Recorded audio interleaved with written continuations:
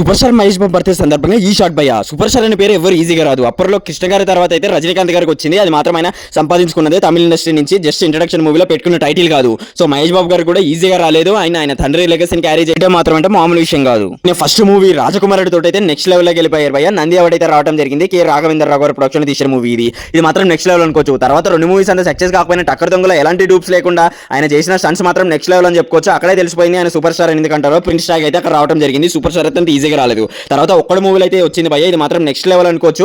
TFI మొత్తం షేక్ అయిపోయింది ఆ కమర్షియల్ మూవీకి. తర్వాత వచ్చిన పోకిరి, బిజినెస్ మ్యాన్ తోటి ఎన్నిటితో ఎక్కడ వెనుదిరగలేదు. సూపర్ స్టార్ అనేది ముద్ర పడిపోయింది. ఆయన తండ్రి లెగసీ అయితే విత్ ఈజ్ తోటి ఆయన ఫార్వర్డ్ గా తీసిపోయి హ్యూజ్ ఫ్యాన్ బేస్ అయితే చేసుకోవడం జరిగింది భయ్య.